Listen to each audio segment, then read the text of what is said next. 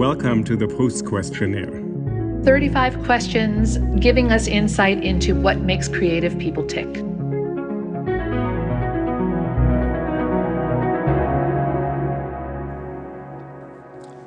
Welcome back, or welcome for the first time to the PROUST Questionnaire.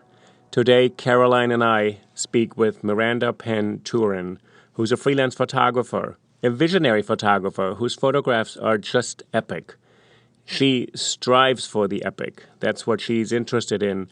And she's been photographing people all over the world for a long time. She's based in New York and in Los Angeles, and we talked to her on Zoom, of course, during the pandemic, from her home in LA while we were based on the East Coast. She's a graduate of the University of Pennsylvania, where she majored in creative writing, but started photographing and then assisted other photographers. She still believes that assisting photographers is the best way to get trained, and she has an amazing crew. My friend Philip Morrison actually introduced me, who's her stylist, and they together have produced some of the most stunning images that I know. Miranda also works with Voices for Freedom, which is a humanitarian organization committed to abolishing human trafficking all over the world. And her photographs of the Dalai Lama and Archbishop Desmond Tutu provide the cover art for the Book of Joy, which you should really check out. It was a memorable experience for her, and I think she'll mention it, and it's a really moving photograph. Miranda is on Instagram at Miranda Penn Turin. She's also on Facebook under Miranda Penn Turin. And we are, of course, at PROUST.questionnaire on Instagram, Caroline Weber 2020 on Instagram, Uli NYC on Instagram, and the show is at Ulrich Baer on YouTube. Please follow the channel on YouTube, like the show on Spotify and Apple, etc., because it really makes a difference for others to find it. We're not on TikTok yet, but never know what's going to come next. Thanks for listening.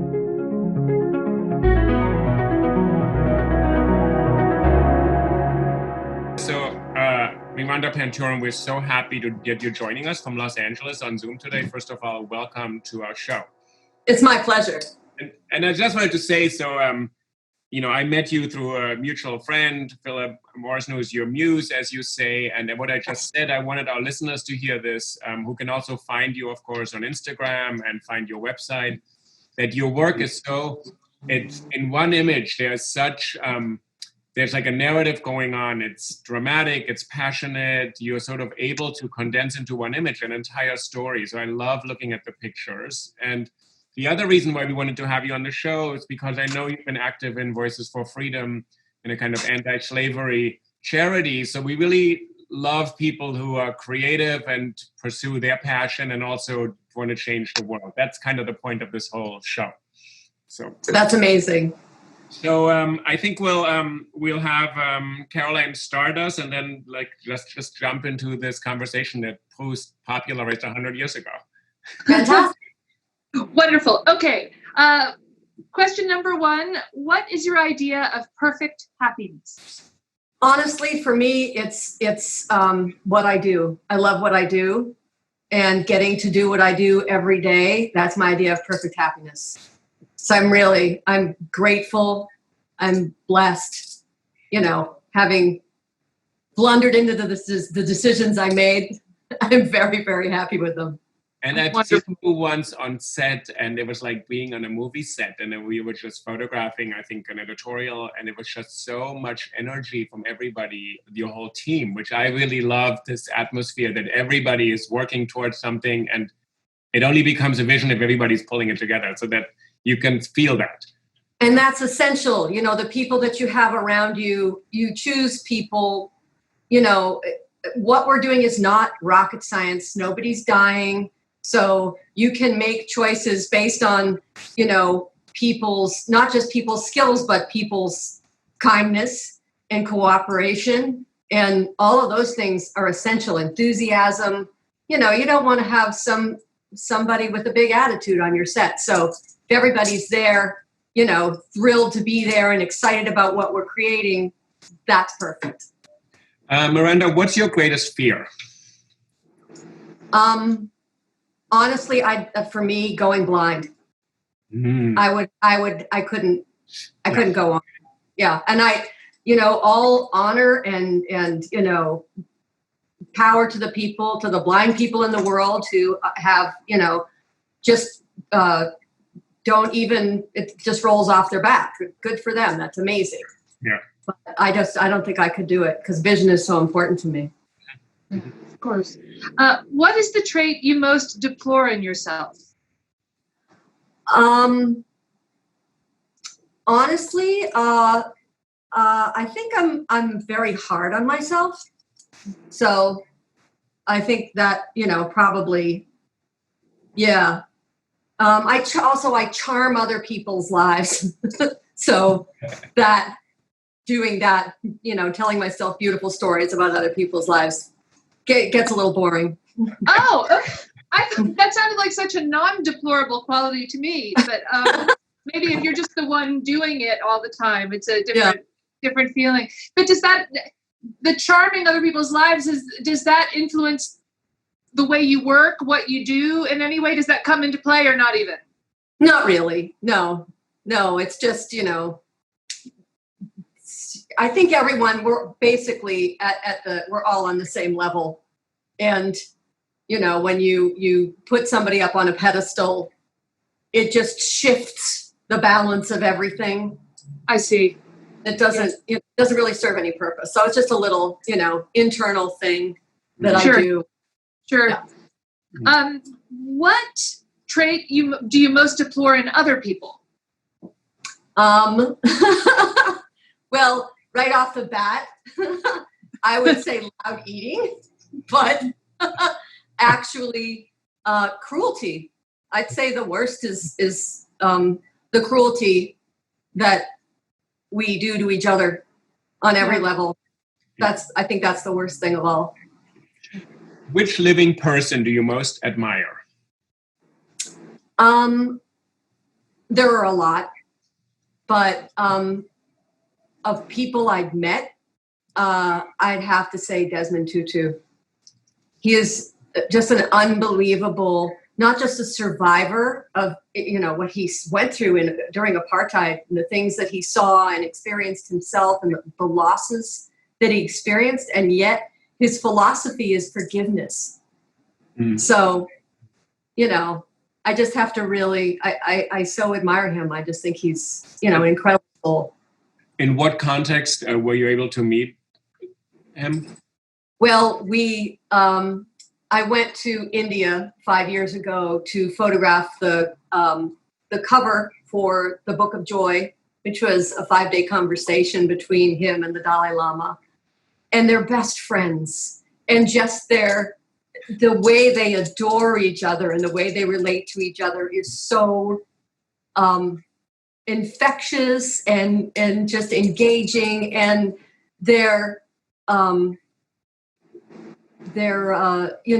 these two Nobel laureates. They don't have any peers, really. Right. The Pope, who else? Right. And just to see them together was we got to spend 10 days with them.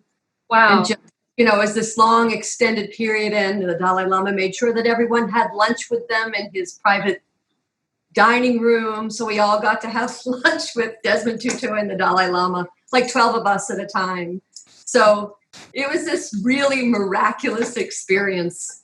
And Desmond Tutu is so much fun to photograph because he's just gleeful about being there. The Dalai Lama does not like being photographed. He really doesn't like to be so much the center of attention, believe it or not.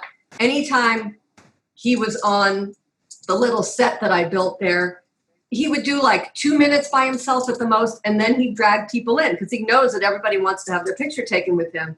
So he'd start calling people over, and I have all these pictures of him with other people, and also pictures of him by himself. But I'm one of those two. Whoever's barking, my dog could come in and bark at any minute. I'm so sorry. Yeah, I have 4 dogs, and that's amazing. That's fantastic. Sorry. Which one is this, Carrie? Which dog is this? Which one is this? Oh, barking. Now 3 of the 4 of them are involved. So, but Miranda, I'm sorry, they're barking so loudly on my end. I couldn't hear about your animals. You said you have a cat and a dog? Just a dog. I have a big, massive Catahoula hound who I'm crazy. How cool. A big rescue. Yeah, he's amazing. Yeah, mine are all rescues too. Two of my closest friends are obsessed with Catahoula hounds and have never had them. And it's great you can get them from rescue too. Yeah. Oh yeah. Yeah. He was fantastic. I found him on Pet Finder and just fell in love with his picture and drove to Arizona to get him. And he's amazing. He's a handful. Amazing. Only of my 4, all are rescues, but only one of them did I have that experience of falling in love with her picture on Instagram. And oddly enough, and I don't mean this to sound flip or offending anybody's religious sensibilities, but her eyes looked so wise and kind. She looked kind of like a sort of a bodhisattva. She's like a little toothless chihuahua who's chubby and has a limp. And, but there was something about her eyes that just, that made me feel like she had to be in my life. And I wouldn't necessarily know that just from one photo of a dog, you could really see into their soul. But the fact that he was a professional photographer with the photo is, how old is he now? 4.5. Okay. Yeah. Cool. He's a handful. Miranda, what is your greatest extravagance? Anytime I do an editorial, the sky's the limit. I'll spend anything on it. And it does feel very extravagant at the time, but it's always worth it. I just like it's no holds barred when it comes to that. Yeah, for sure. If it's a location or a car or, fire eaters or whatever it needs to be, bring them on in. What is your current state of mind? Honestly, I'm fired up. I feel great. I'm really excited. I feel like this has been a reset for everyone. Yeah. And I'm super hopeful. I feel like when the world opens up again, it's going to open up with a roar. And we are all just building up this enormous positive head of steam right now. I really think that when the time comes, that we're all just going there. I feel like there's going to be a renaissance. It's really like there's been this moment where we've all been able to take a step back and sort of let things percolate. So I think things are percolating like mad right now. Yeah. It's amazing.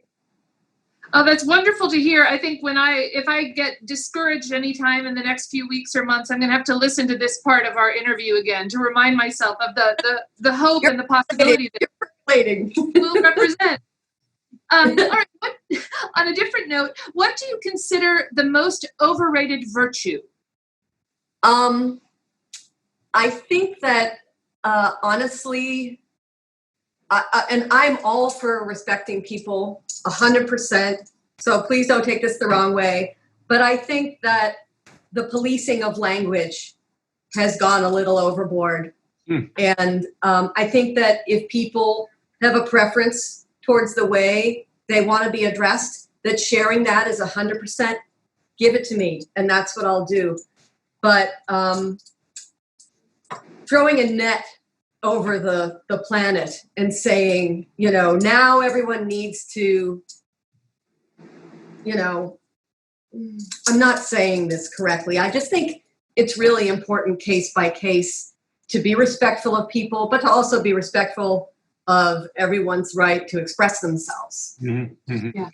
It's something I think about a lot. And actually, I host another podcast called Think About It. So I think I've done 70 episodes on free speech and whether there's a limit to any of it, or whether actually it's sort of these limits impose restrictions in the wrong way or the right way. So I'm really interested in this topic. So, on what occasion do you lie? Well, my mother bred it into me, like, with a whip, basically, not to lie. So I'm a terrible liar. Oh. She literally, but anyway, if I'm out with a friend and what they're wearing is ghastly, I'll tell them they look amazing. That's what I'll lie, for sure. But otherwise, I'm really, really bad at it. Yeah, I have tells. Yeah. Too many tells. What do you most dislike about your appearance? I would love to be tall. I am not tall. I'm 5'4". I would love to have like another 6 inches, and I'd love to have it all be legs. Just 6 inches more legs.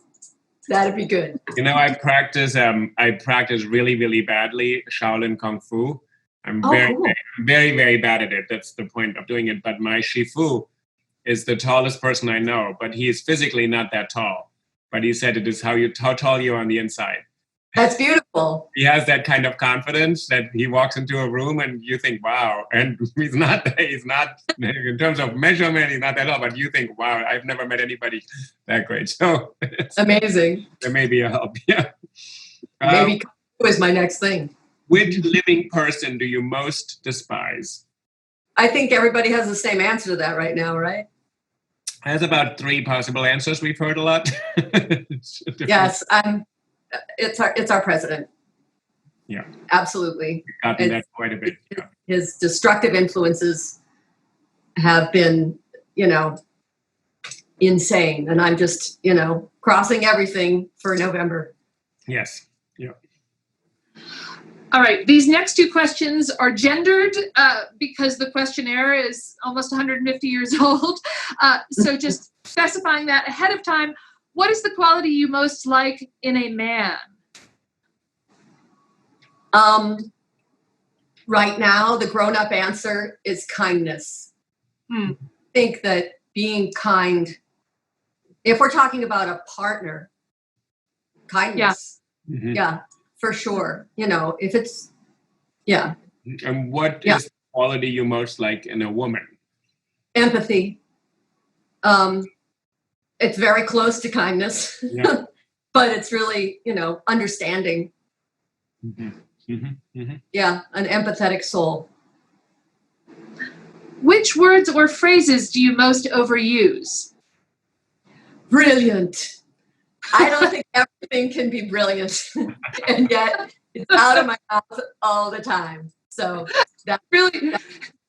We have a friend of mine who did this podcast is an interior designer and architect called Robert Couturier, and he told us that the phrase he most overuses is "I love it," and he said even if he hates it, he says "I love it." And then I had to go back through all the times when I showed him like a chair that I was buying or a new or a dress, or because I so admire and appreciate his sensibility, and all the times he said he loved it, I realized probably he was being nice and perhaps not necessarily truthful. So. Brilliant, yeah. What or who is the greatest love of your life? My amazing, wonderful, patient husband, I would have to say. He's the love of my life. He's incredible. Really just a superstar. I'm nuts about him. And I'm super grateful because we've been stuck together for solid months and months now. And it's all good. So that's wonderful to hear. That is really nice. Yeah. So you're in LA, you've been in Los Angeles together during this whole pandemic. Through the whole pandemic. Usually I would be traveling. At this point in the year, I would have at least been on at least a half a dozen trips. So it's very interesting, to have had this enforced stillness together. Mm-hmm. But we're good. That's great. It's nice. Yeah. That's great. I think a lot of people are maybe not on this podcast, but at least a lot of people I talk to just as friends are not reporting that they're finding that their marriage or their relationship with their significant other required a little more distance than a lot of us are getting right now. So yeah, it's really nice to hear. Distance is amazing. I love distance. It's true. Absence does make the heart grow fonder, but this is fine. Luckily, we live on a big piece of property and we can, drift off to our own corners, and so it's great, but we don't really require a lot of distance, so it's nice. When and where were you happiest? Oh God. When I'm always happy. I'm a happy person. I'm, right now I'm happy.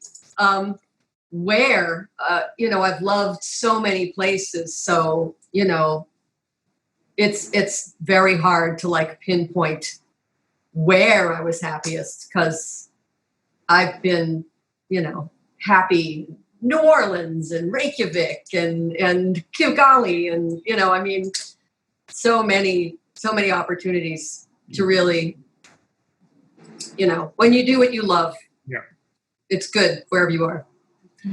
Which talent would you most like to have? Ooh,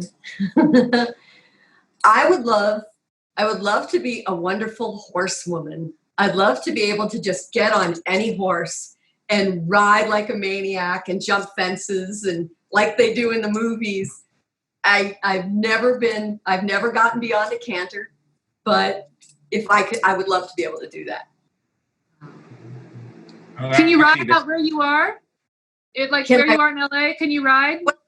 There are horses that I can access, but I'm not good. I'm bad. I'm full on bad rider.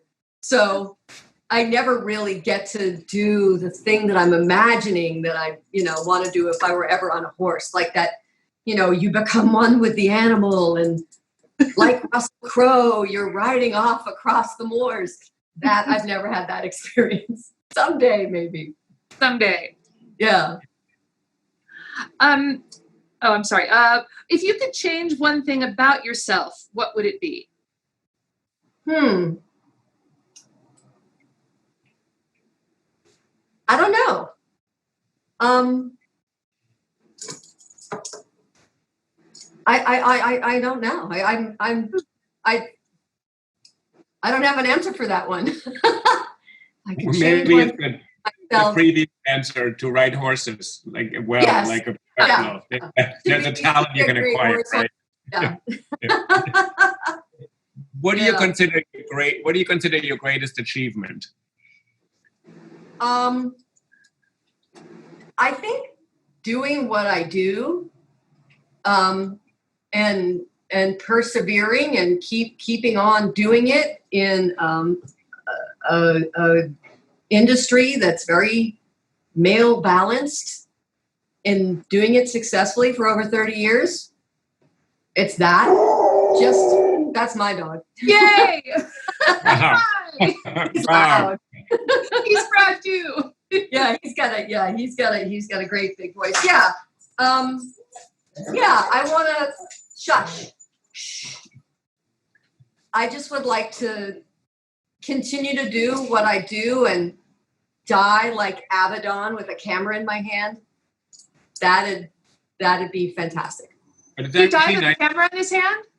He was working the Republican convention in 2002, I think, and died working the convention. His last photographs appeared in the New York Times Magazine, and they were portraits, those beautiful, just ugly light, white backdrop things that he was doing towards the end of his career that were gorgeous, just beautiful character studies of conventioneers.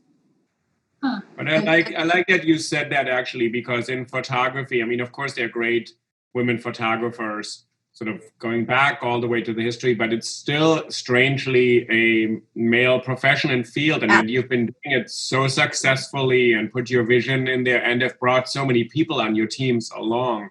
I think that's really worth pointing out. That's because I teach photography at NYU, and it's very odd that you would think, why in the world would this field be in any way not be totally open? So it's great you've been able to do this, and you continue to do this. I think it is a real achievement for a lot of other people as well to see. And it's another one of these strange things, because Caroline has written a lot. You've written a book on Queen of Fashion, Marie Antoinette, and this idea of women in relation to fashion. And even the fashion industry is male dominated, which is strange because you think fashion, women, and then you realize people who have power and control access. So it's great that you're doing this. I really appreciate this answer. Thank you. If you were to die and come back as another person or a thing, who or what would that new incarnation be? A thing. If I were to come back as another person, I think I would have to come back as a fabulous gay male creative director And that's my fantasy, honestly, because I know so many of them, and like I said, I charm their lives. And I think I actually am a gay man. My husband has no idea. We like this. We actually, Miranda, we actually recorded an episode for Pride Week with two very fabulous drag queens, Pietra Parker and Miss Cookie Dough, who are just wonderful and amazing. And it was so warm and charming and sweet. So in some ways, it's a nice match that saying you may be a big. So one of the questions is, so this is the question, how would you come back maybe as one of them? Yes, I love that. Absolutely. That sounds really fun. Where would you most like to live? Again, I love so many places. It's very, very hard to pick. A lot of the places that I haven't visited yet, I feel like a very strong affinity for. Like I've never been to Scotland, and I'm dying to go to Scotland. I've been to Italy, but I haven't been to the outskirts. I'd love to go to Sardinia, and really explore, the further reaches. I've never been to Greece. So I feel like, I would love to find out first before I choose where I'm going to settle down. But, I love Tokyo. I love the Big Island. I mean, there's so many places that you could settle and be overjoyed. Yeah. So I would have a hard time picking. What is your most treasured possession?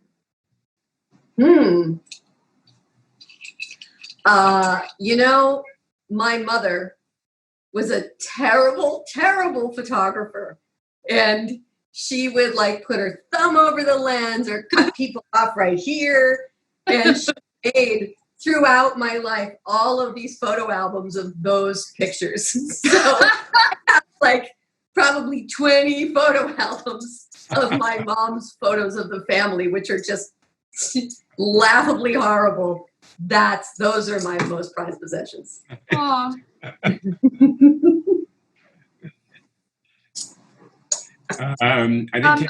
You're next. Yeah. I'm sorry. What do you regard as the lowest depth of misery? Did you ever read The Orphan Master's Son? No. It's an amazing book. It's a story that is set in North Korea. And there are scenes in that book of torture that are just excruciating. That, I would think, is the lowest depth of misery. And having experienced and met former slaves, current slaves and former slaves firsthand, I can't imagine anything worse than being owned and being at the mercy of somebody else's whims. Again, human cruelty, the worst. How did you get involved in this organization, Voices for Freedom, that combats, which I was stunned to discover. I've read about this in the past, but there's more slaves today in the world than there had been in the past. It's really hard to 40 million slaves currently. Yes, it's actually down 3 million since I last checked. So good work is being done, and it is chipping away at the numbers, but the numbers are staggering. So what happened was my friend Peggy Callahan, who hired me to work on the Book of Joy with her, in that same conversation said, oh, by the way, after we go to Dharamsala, we're going to stop over in Delhi, and then we're going to go to Varanasi, where we work out in the fields freeing slaves. Would you like to come? and I said, hell yeah. And that was 2015, and I've been back 5 times since, and we'll see if we're going to go this year. I hope so. But I will go every time they ask me. It's an honor to work with them, and they are just constantly in the process of freeing more people. And it's amazing. You can't believe that people don't understand that they have human rights. So being part of the process of showing people what their rights are And then the incredible, empowering moment that happens there and how they transform their lives from there on is just an incredible thing to witness. Yeah. Amazing, amazing. So we'll refer people also to the organization and the website. It's so great that you're bringing this to people's awareness, I think, because it's something honestly, you wouldn't really know about this, that this still exists.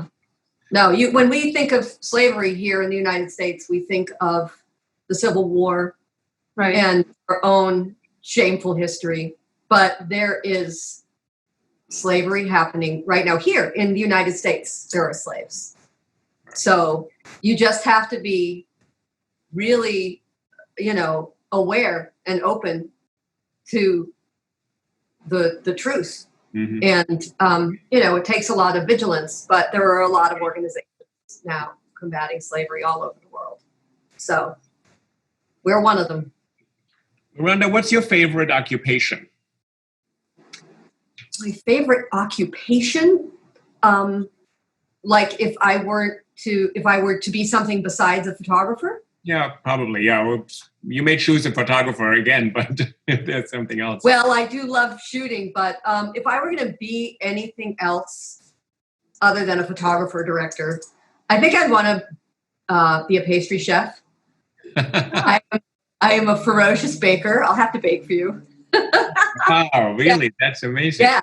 I know I love to bake. I love, I'm very bad at math, but this is the one place in my life where I honor how important math is to pastry. It's all math and science, and you just have to, follow the formulas, and you end up with, miraculous, beautiful things. And I love eating. So there's all kinds of pluses to it. Have you been baking more than usual during the pandemic? Or I feel like everyone's people who don't already bake are learning to bake bread, all that kind of thing. Have you been getting creative, or what are you making nowadays? For the first 2 months, it was a free-for-all. I was making everything, beautiful cakes and palmiers and soufflés and blah, blah, blah. And then I had to rein it in because there wasn't room in here for the two of us. So then I started sort of doing what's Nigella Lawson got for chicken thighs and that kind of thing, and going a little bit more healthy and, thinking dinner rather than dessert. So I've been doing a lot of, finding new recipes and playing a lot, but I'm ready for restaurants to be open again. Yeah. Oh, yeah. What is your most marked characteristic? What you think people notice about you the first or the most often? Physically? I think it can be either physically or your personality. I think it's probably my hair. Which is physical and personality. It's actually kind of small. But yeah, this is kind of my trademark. But in terms of who I am, I'm a very devoted friend. I think that's sort of, Yeah, that's nice. Yeah. Yeah, very, very passionate about my friendships. I'm sorry, Uli, where are we? Oh, I'm sorry. I'm trying to read these questions on my phone. To the next question. Yeah, 26. Oh, yeah. Yes. All right. What do you most value in your friends? Oh, nice segue. Right. Adventurousness, sense of humor, and empathy. Yeah. Mm-hmm. Nice. Who are your favorite writers? Oh, that's a long list. Number one is always Martin Amis. I adore him. I just think he is miraculous. Whether he's writing, if it's an essay or a memoir or one of his brilliant novels, I just think he's incredible. Mm-hmm. I love Donna Tartt. I love Philip Pullman. Margaret Atwood. Yeah. Did you read The Testaments, her sequel to A Handmaid's Tale? Oh, Not yet. No, I'm saving it actually. It's very it's an eye opener. I love Dave Eggers. Yes. I love E.B. White. I love E.B. White. Yeah. I actually just recently, a friend of mine mentioned that they had gotten Charlotte's Web on Audible, and it's E.B. White reading it. Yeah. Wow. Oh my God, I have to. So I got it and I listened to him reading it. It was amazing. Nabokov, I love Vladimir Nabokov. He's, incredible. Yeah. Lolita has in and out been my favorite book for most of my adult life. I love Tana French. Do you guys know her? She's an incredible Irish mystery writer, but her books are really just complex, and she's a wonderful, wonderful writer. I would, up until recently, have included Salman Rushdie in this list, but I just recently read Golden House. Yeah. And it just was really rambling. So it kind of took the bloom off that particular rose. I read it because a friend of mine is actually a character in the book. So that was kind of fun. But they're friends with Salman Rushdie. So I guess he just kind of, does a little cherry picking here and there amongst his friends. Yeah. But were the people who were characters in his book? Yeah, who they were. Who they were. Yeah, since they're in the book, you're not revealing a state secret. Well, no, their names aren't in the book, but I see. Oh, okay. Who Angela Mccluskey is? She's a singer from she was very popular in the 90s. She's still a singer, and she's married to an incredible composer, Paul Cantillon. And they're both characters in the book. Oh my God. Yes, that's right. I've actually seen Angela, and she used to perform down in the village for quite a while. Actually, she has a show. Yeah. Paul and Angela did this show in some kind of cabaret style thing in the Lower East Side. And for some bizarre reason, a friend of mine and I, we did a salon once where we all recited some poetry, and Angela actually sang. So I actually know she's a really remarkable person. She's and she somehow has this kind of Scottish, and she has this kind of beautiful voice, and she has this cabaret act with her husband, who's a genius. They're both actually. I didn't know, so I will actually now go and read the Rushdie novel. So just for Angela, yes. They're right now, Paul and Angela are isolated together on Nichols Canyon, and she's doing a podcast. So I'll have to send you a link to their podcast because they are hysterical. Yeah, no, Carrie, you will love them. So Angela Mccluskey and Paul Cantillon, they sort of work together. They're a married couple, really wonderful energy, but she's just a remarkable kind of larger-than-life persona, just an incredible... She is. Paul as well, and he's a multi-instrumentalist, and he is a composer, does a lot of scores, a lot of cinema. Like he did the soundtrack to The Diving Bell and the Butterfly. Oh, wow. Yeah, he's amazing. Yeah. And now they're characters in your not favorite Salman Rushdie novel. My not favorite. I love the Satanic Verses, though. I love the Moore's Last Novel. Yeah. Yeah. It's sometimes, I think, when you love a book so much, I mean, I don't feel this way maybe as much about Nabokov because his books just stayed so good to the end. But like Philip Roth is another one where when he was great, he was so great. And then for me, at least, some of the pleasure started to fade over time. I don't know. So it's probably hard to keep up that level of genius. I don't know. Yeah, it must be. It must be.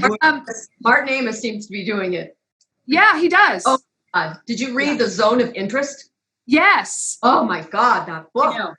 Yeah, no, and and you're right. He's not somebody who's falling short of his own path, The Information or the Rachel, like all the books I loved early. Yeah. Oh, the first paragraph of that book was one of the most bits like, the beginning of Lolita. So it's so perfectly, beautifully crafted that first page. Gorgeous. Yeah. Who is your hero of fiction? So an imagined character. Well, for me, it's hard to pick one, but it's pretty much any tomboy. So like like an Arya Stark.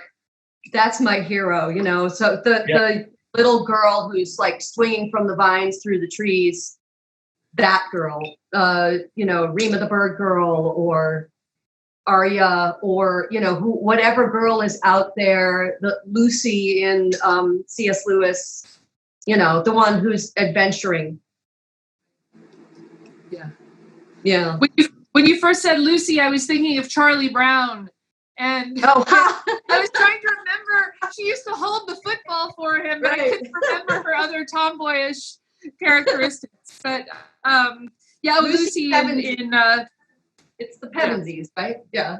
Lucy Pevensies. That's right. The Lion Room. That's right. Yeah, she was amazing.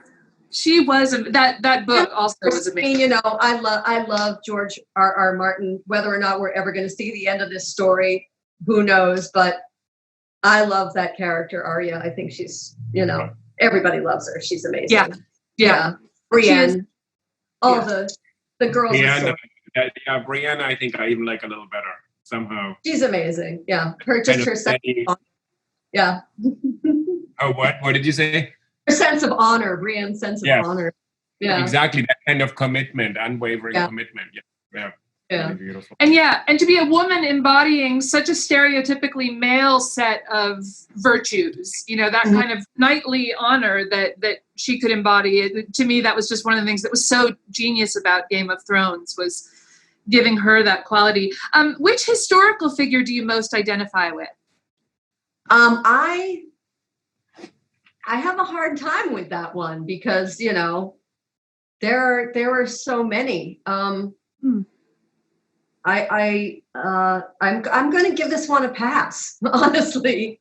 I mean, you know, I could lean in a lot of different directions, but I don't think I have a strong enough, you know, specific connection to anyone in particular. Like, my mom was a historian. She was a Tudor kind of expert. So Elizabeth, you know, definitely was a character that has, you know, been sort of in my life as an influence. It, you know, her strength and her, you know, her capacity to rule a country, you know, in a time when, you know, there really weren't female rulers. It was, you know, and the things that she did for her country, the progress that she created was amazing. And the country after her, when it went, you know, like if you read, you know, Elizabethan poetry or plays or whatever, and then you go into the Jacobean poetry and plays, it's so much darker. Like the world was diminished because she was gone. Right. That is amazing to me. Whether or not I identify with her, I don't know, but I think you know, she was an incredible influence on the world. Yeah. Well, and just given your answer about tomboys too, you know, she was somebody, and Brienne and Arya Stark, like women who refused to be limited by really restrictive gender norms and gender roles. She's one of the greats for that too, obviously. So interesting that you grew up with her. So was your mother was your mother's specialty kind of Elizabeth, or? No, she was actually she was an actress before she had us, and then she became a teacher, and she taught theater and like writing for theater and television and, you know, that kind of thing. And it was a school called, I'm not gonna remember the name of her school. But anyway, it was you know, in Boston, like a theater school. I have it on a T-shirt somewhere back in a room. Leland Powers, that was it. The Leland Powers School. Oh. And she went there, and then she went back and taught there. She went to New York as a young woman and was in theater and mostly off Broadway in a couple of movies. And then she came back to Boston to help her mom take care of her dad as he was dying. And then she met my father. And decided that she was going to devote her life to being a mom, which is something that people did in the 50s and 60s. Sure. And I'm grateful that she chose to do it, but I don't think I could make that decision. Who are your heroes in real life? There were a lot of them. I love Chivo Lubinsky, the great cinematographer who did The Revenant. He's done a ton of movies. He did one of my favorites, A Little Princess. Have you ever seen it? Came out in the 90s. Yeah. Beautiful, gorgeous version of The Little Princess. Amazing. He did Birdman. He is always collaborating with Inari too. And I love Annie. I love Annie Leibovitz. I think she is, a force of nature and an example. She blazed the trail that we all walk now. So, super, super grateful for Annie. Alexandria Ocasio-Cortez. I think she's amazing. I love Bernie. Peggy, the woman that I work with, who's, done so much for human trafficking and slavery in the world. Against it, I should say. Jacques Cousteau. I love all the naturalists, the people that are determined to preserve what we have. Yeah. Right. What are your favorite names? If I had ever had a little girl, I think I would have named her Sophie, because that was my grandmother's name and I always loved the name, but it was never even a glimmer in my mind having a child. So that's kind of a non-starter. But for boys, I love the sort of Celtic, the Liams and Ians and Collins and Columns. I love those names. They're very, feel like, you're in a story. Right.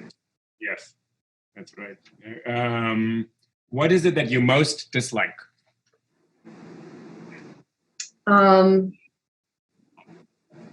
Cruelty. I'd have to say cruelty. But if that's redundant, it's very easy to go in this direction and say social media, but if I'm going to avoid that, I have to say it's the influence that has had on our visual content, that there's been a dumbing down and a DIY. I appreciate everybody's DIY efforts. Those are awesome.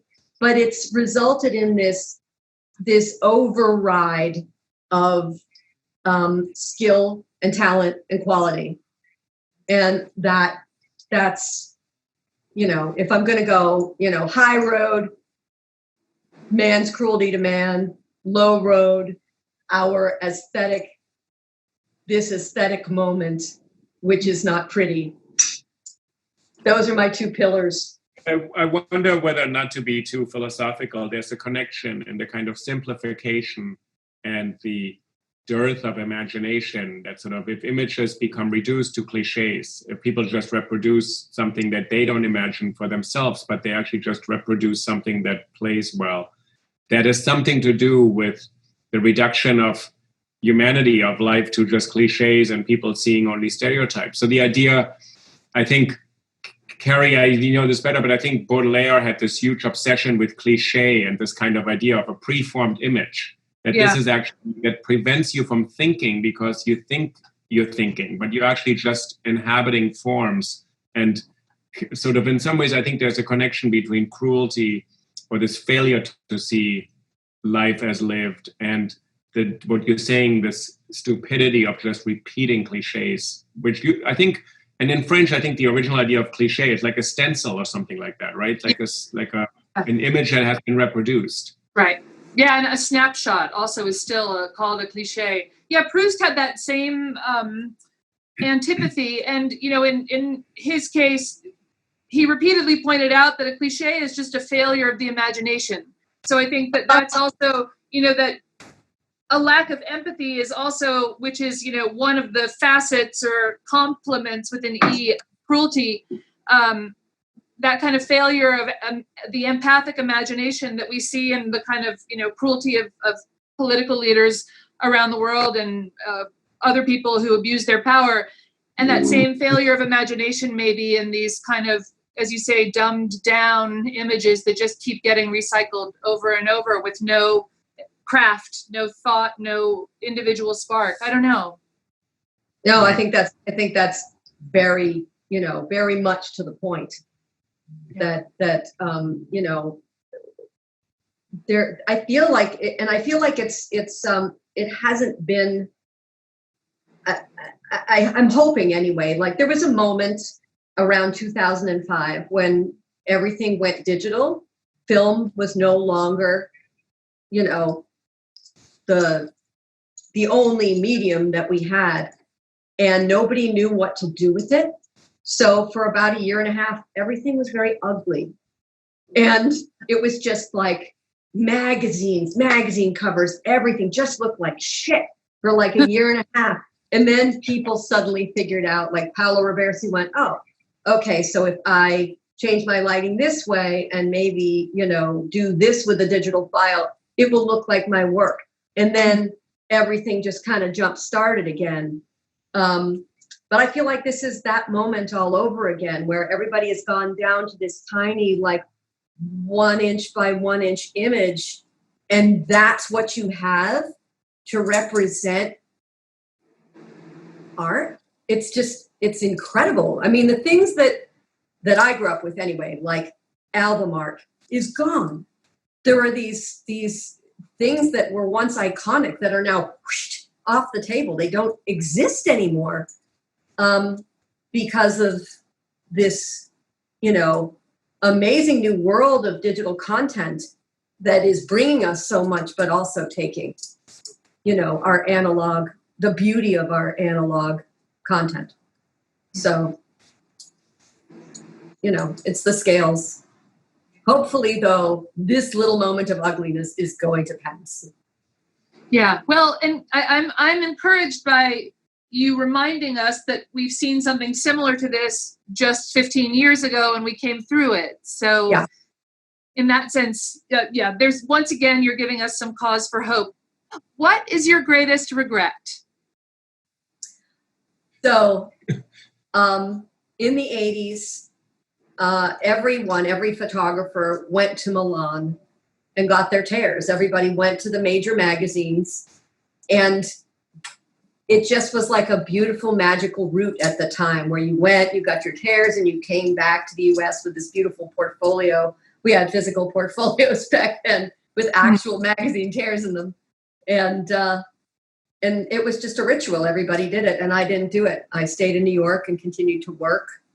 And I still wish that I had gone. I mean, of course, I've been to Milan since then, but it was, I'm sure, a really amazing time to be there. And I wish that I had done that. What was driving that move? Was it the kind of Armani moment, or why were people going to Milan then? Because that was the real, the most beautiful magazines were coming out of Milan. And still, if you go there and are there to see publications, they still have, there's still a lot of, power in those publications. But you'd go to get your tears from Uomo Vogue or Vogue Italia. And, there were lots of publications coming out that, at the time there were just tons of beautiful art magazines coming out of Milan. So you had this opportunity to get all this work published. And, there were even, editorials at the time, they'd throw you a little budget for it. So you could go and be working with the best hairstylists and the best models and, all this wonderful stuff. And I just had work. So I kept working. Right. Grindstone. The next question is, how would you like to die? As I said before, I want to die like Abaddon. I want to be working. I have no interest whatsoever in retirement. I once heard Joan Rivers talking about retirement. She was saying, what would I do? Sit on a beach? Right. Seriously, I'm not interested in retiring. I want to work till I die, and I hope that I can die Can I working. ask you a follow-up question? Because a lot of people listen to this. So you actually came into photography. You didn't take a direct route. You didn't study. You started as a student in high school already, I think. Yes. But in some ways, probably because you don't want to retire because you love what you do. Yes. And that is your profession. So in some ways, for you to think, I'm going to stop it, I would stop doing what I love. But for some people, because Caroline and I, we both teach, and I talk to a lot of students who are really thinking, how do I manage to find a life where I can get paid for what I love? And I think a lot of my students have a very hard time. They're spending so much money on college, and they have a lot of pressure, and they say, can I really afford pursuing a passion? For you, was that so? When you fell into this, and then you said your regret was not going to Milan, but you worked to get you where you are today. Mm-hmm. Yeah, I have to be honest. It's not easy. There's more and more competition every day, but if you persevere, perseverance is 9/10 of what's out there. I went to school to be a writer. And I had, I don't even remember who the quote was from, but the gist was, talented people are a dime a dozen. It's the persistent ones that succeed.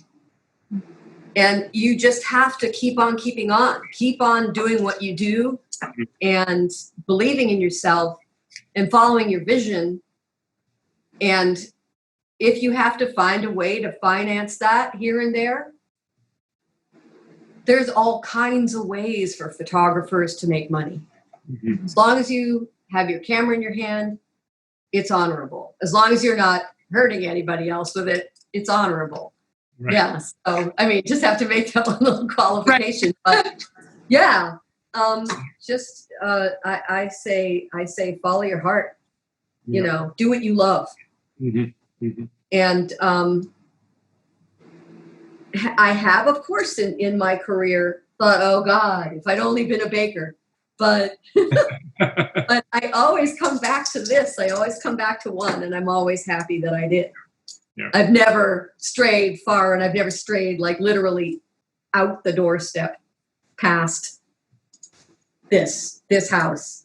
You know, I love what I've built, and I want to keep building it. And I think your students, you know, that you know, the resource that's in young photographers is amazing and inspiring. I love the opportunity when I've been able to teach. It's always really inspiring to see what kids are coming up with.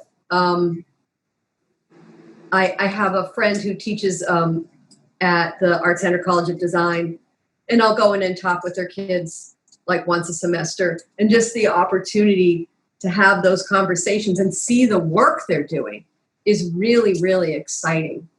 Right. Yeah.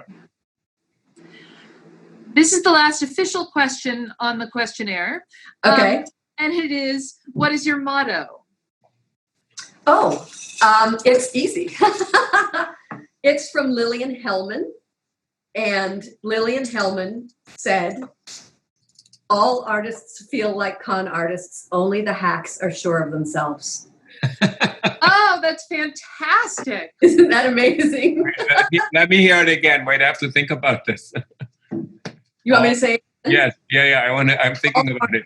Feel like con artists. Only the hacks are sure of themselves. Oh. Yeah. Yes. I Wrote love that down during a play. I was watching, my mom had taken me to a play at ART in Boston it was a conversation between Lillian Hellman and some young man. And that was one of the lines. And I was like, oh my God, it's freaking brilliant. So, yeah. That's beautiful. Well, Yeah. I was going to ask you, in fact, a con artist, you know you're an artist. Right. At the beginning of this, you said, maybe it was, I can't remember if it was the trait you most deplore in yourself, but the kind of being hard on yourself. And then as maybe a corollary to that, putting other people on a pedestal. I wanted to ask you at the time, is the being hard on yourself, though, not part of what it takes to keep pushing yourself as an artist? 100%. Absolutely. Yeah. Yes. So, yeah. Yes. My husband and I always joke that if you sit back, because I write and he writes also, and if you sit back and say, "Oh, I nailed it," that's a really great sentence. You're guaranteed to go back the next day and be like, "Oh, that's the worst. I have to cut it." Like, or why didn't I cut it? So that I like feeling like maybe less of a hack if part of the self-criticism is proof that you're doing slightly better than hack level work. But that's really a wonderful quotation. So thank you. That's maybe my favorite motto we've heard of anyone's at this far, Uli, don't you think? Yeah, I know, but I want to have a moment sometimes when I think, okay, this was really good. Can I just have a moment sometimes? Seriously, can I rest? Where are my laurels? Can I please rest on them? Exactly. They're not there. They're just not there. No. We added one question to this questionnaire, which is, who would you like to hear as a guest on this podcast? Who would you be interested in answering all these questions? Oh, God, there's so many people. I would honestly, my friend Angela Mccluskey would be amazing. Oh, yes. Yeah, she'd be fantastic. And maybe Angela and Paul together. Would be amazing. It would be so much fun. They would be, and I can make that happen. Let me know. That would be, we'd love Angela and Paul, and I haven't seen them it's been probably over 2 years or something, but that would be wonderful. Great. That's a great idea. Oh, that's great. I've always wanted to do a couples interview also, so that will be really, really fun. And they're hysterical. I'll send you a link to their podcast so you can kind of get a vibe on how they sound together. They're hysterical. They are. Okay. So, Miranda, we want to thank you so much, really, for taking the time. It's really been a pleasure to listen to you. Thank you. It's been a joy talking with you guys. Absolutely. And I'm going to remind our listeners, so they can find you on Instagram, Miranda Penn Turin. So it's MIRNADAPENNTURIN. You can find you on Instagram. People will check out your work. It's just gorgeous. I really love every picture and what you said earlier about this kind of dearth of powerful images, like that you actually are working to create in the space of one image. There's so much more room in one small image than people think. There's so much more can be put into one image. That's really just such a joy to see. And then the Caroline is Caroline 2020, Caroline Weber at 2020, correct? That's your Instagram? Yeah. But we want to point that out because people can find us, and the questionnaire itself is PROUST.questionnaire, and we'll post this, and then hopefully we'll have you back at some other time to talk more about photography and also this charity that you're part of, Voices for Freedom, which is Voices, the number 4 Freedom. I want people to look at that as well because it's such an important thing. Thank you so much. Thanks so much. It's been such a pleasure talking with you guys. Well, I loved it, and it's a treat for me because, never having met you before, this was just such a pleasure, and even on Zoom, which I always find so awkward and frustrating. So really, thank you a million for doing this with us. Thank you so much. Thank you so much. Okay. Thank you. More soon. Sometime soon. Yes. With or without the baking and the camera and the dog. Yes. Okay. Take care. All right. Thanks so much. Bye-bye. Stay well. Bye. You too.